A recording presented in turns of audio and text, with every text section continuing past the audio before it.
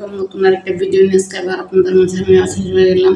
তো আজকে কোনো রান্না বান্নার ভিডিও করবো না, কারণ আজকে আজকে কয়েকদিন যাবত যে পরিমাণ গরম, তো ওই পরিমাণ গরমের ভিতরে মানে কি রান্না করবো আর কি খাবো ওইটা মানে সেন্সে কুলাইতেছে, এত গরম। আর দ্বিতীয় হচ্ছে কারেন্ট থাকে না বলতে যে একদম অনেক বেশি যায় সেটাও না, কিন্তু ঠিক যখন আমার রান্না করার টাইম হয় ওই টাইমটার ভিতরে কারেন্ট থাকে না, মানে মোটামুটি 1 ঘন্টা 1.5 ঘন্টা এরকম করে থাকে না কারেন্ট।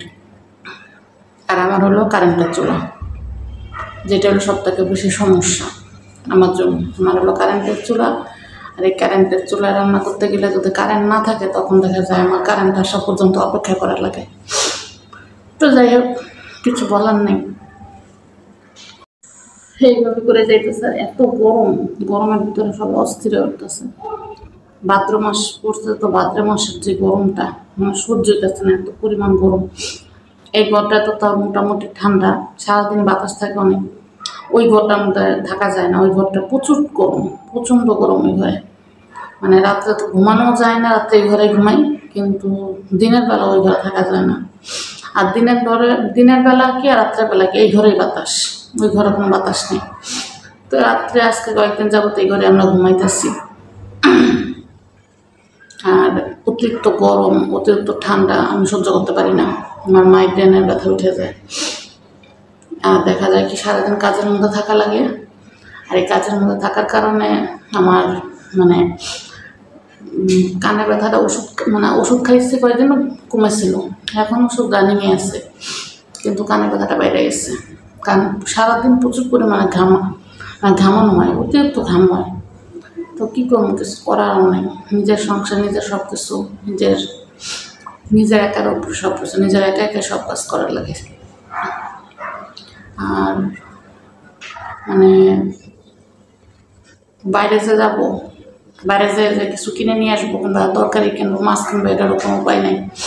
বাইরে এত পরিমাণ রোদ, এই রোদের ভিতরে গেলে আমার অবস্থা খারাপ হয়ে যায়। এবার রাত্রেও যে বের হবো, একটু আগে বেরিয়েছিলাম, অনেক গরম, অতিরিক্ত গরম। আর যখন চুলাটা চালু করি রান্না করার সময়, ওইটা অনেক গরম হয়ে যায়, মানে জায়গাটা প্রচুর গরম হয়ে যায়। যেহেতু কারেন্টের চুলা, পুরোটা চুলা গরম হয়ে যায়, সেই চুলার তাপটা পুরো জায়গায় ছড়ায় যায়। আর আমার হচ্ছে অ্যাডজাস্ট যে ফ্যানটা থাকে লাগানো রান্না করে, ওইটা লাগানো নেই। ওইটা যদি লাগানো থাকতো তাহলে আবার রান্নাঘরটা এত গরম হতো না, কারণ রান্নাঘরতেও ভালো বাতাস আসে। তো যাই হোক, কিছু করার নাই, এইভাবে চলতে হইবে। এটাই হলো মানে কি বলে সংসার। তো যেহেতু অনেক কানে ব্যথার কথা বললাম, তো কোনো পরিচিত হইতেছে না, অনেক কানে ব্যথা। কানটার ব্যথা হচ্ছে এমন যে মানে মনে হয় কানের ভিতরে কি জানে কান মধ্যে এরকম লাগে। একটু আগে ওষুধ খেয়ে আমি ভিডিওটা করতে আসছি, যে যেহেতু গতকালকে ভিডিও করি নেই, তো ভাবলাম আজকে আপনাদের সাথে কিছুটা কথা বলি। কারণ যেহেতু কথা বলার মতো কোনো মানুষ নেই, আমি সারাদিন আমার ফ্ল্যাটের মধ্যে আমি একা থাকি আমার বাচ্চাদেরকে নিয়ে। তো আপনাদের সাথে যখন কথা বলি তখন দেখা যায় আমার কিছুটা ভালো লাগে, আমার নিজেরও কিছুটা ভালো লাগে, যে হয়তো বা কি আমি বলতেছি আপনারা শুনতেছেন, আপনারা কি বলেন ওটা আমি শুনতে পাই না, এটাই। কিন্তু আমার ভালো লাগে আপনাদের সাথে ভিডিও শেয়ার করতে, নর্মালি আমার কাছে ভালো লাগে, খারাপ লাগে না। আর আপনাদের ভিডিও কেমন লাগে সেটা তো আমি জানি না। তো যাই হোক, প্রচুর পরিমাণের মাথা ব্যথা ছিল, মাথা ব্যথাটা একটু কমছে, কান ব্যথাটা এখনও পর্যন্ত কমে নেই, কানের ব্যথাটা এখনও আছে। পুরা পাকলে যেরকম মানে টাটায় না, ঠিক ওরকমভাবে টাটাইতেছে কানটার ভিতরে।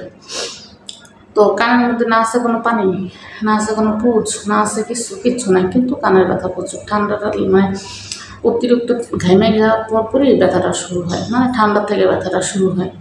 তো যাই হোক, কিছু করার নাই, এইভাবে বাঁচতে হবে, যতদিন বেঁচে থাকবো এইভাবে বেঁচে যেতে হবে।